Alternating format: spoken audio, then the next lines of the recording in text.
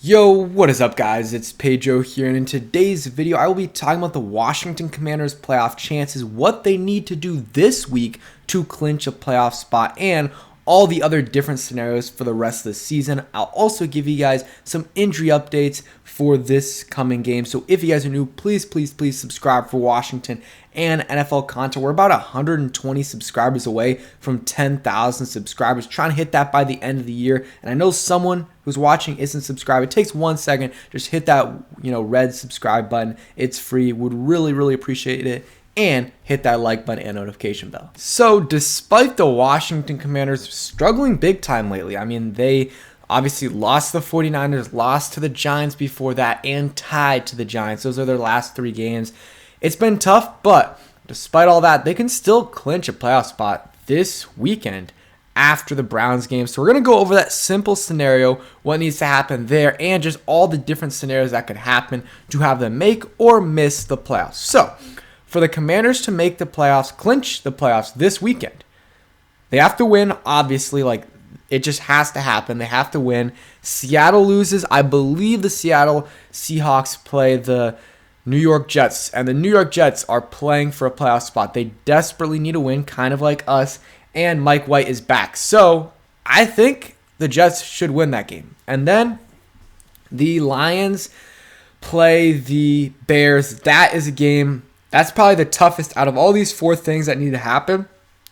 I think the Lions is the least likely to happen, but that definitely could happen. I would say probably there's like a 60% chance the Lions win that game. And then we also need a Green Bay Packers loss or tie. They play the Minnesota Vikings. Again, not a guaranteed.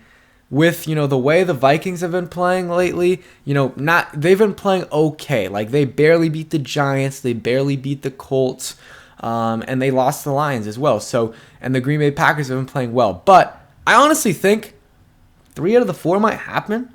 I don't know which. I feel confident about I don't know. I guess I don't feel really confident about any of them, but I feel like 3 out of those 4 will happen for the Commanders, but I don't think all 4 of them will happen. We will see. But let's go through the scenarios. So Commanders right now have a 29% chance. I think it's a little bit higher than that, honestly. If they beat the Browns and they beat the Cowboys, it's simple. They clinch.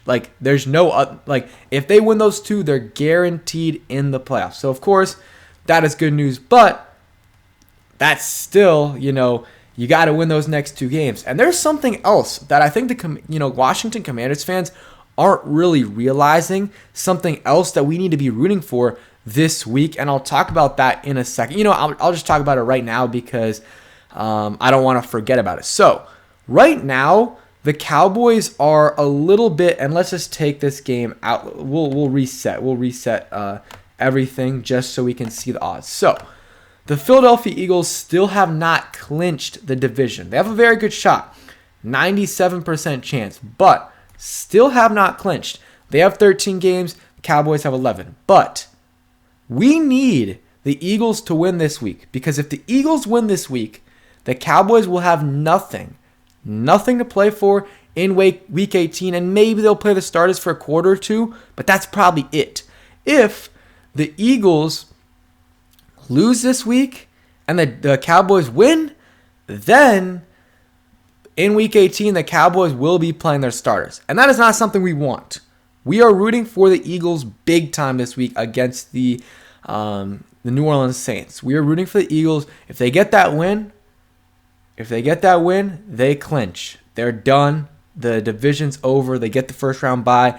Hey, great for them. You know what? I'm rooting for that to happen. Or what would be even better is for the Cowboys to lose. If the Cowboys lose, then they win the division as well, and that would be great. And then if the Eagles lose as well, that means their not Vikings draft pick, but their Saints draft pick is even worse. So that's best case scenario. But honestly, I'll take any of these things happening, either of Philadelphia Eagles win or a Dallas Cowboys loss. Either one of those happening is good for us. But if they win and the Eagles lose, then they still got. I want to see what happens right here. So if they lose that game and the Cowboys win, then I guess the Cowboys win the division right there. So that's what needs to happen for the Eagles to lose the division, is they lose these next 2 games and the Cowboys win these next 2 games. But we really don't care what happens week 18 in terms of the Eagles, because, we just care about what happens week 17, because what happens in week 17 will affect how both teams play things in week 18. We want the Cowboys to have nothing to play for against us besides maybe pride, and maybe they'll play for a quarter or 2 and then rest their starters. That's what we want. And still, that's not a guaranteed win. So we're also rooting for the Eagles this week to get a win, or the Cowboys to get a loss, which is always something we root for. So that's why I wanted the Eagles to win last week, so we really didn't have to worry about anything. But it is what it is. So if we go through the scenarios, if the Commanders win this week, we need some other things to happen. So Giants, I think it's pretty safe to say they're winning one of these next 2 games. Got an 89% chance to make the playoffs. They're going to make the playoffs. I think the Packers honestly will lose to the Minnesota Vikings. And I think they could beat the Detroit Lions. And if that happens, you see our playoff chances, 77%. Even if we, let's say, lose this game right here, we're at 68%. And it comes down to, let's say the Lions win that game, and it'll come down to the Seahawks, who I think will probably win this game right here.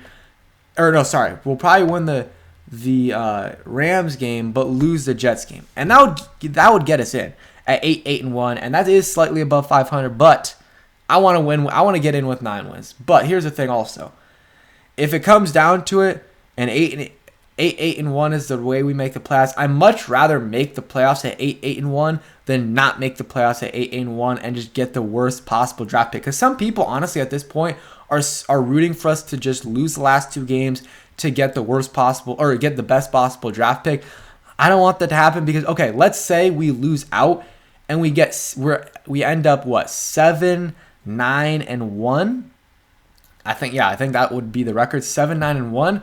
Like, that draft pick is not going to be good, guys. Like, that draft pick, I think at 7-9 last year, we were, or I guess 7-10 last year, we were 11. So we might go to 10, around there. I haven't looked at the exact spots, but it's probably going to be anywhere from 10 to 13, 14. It's not going to be a very good draft pick at all.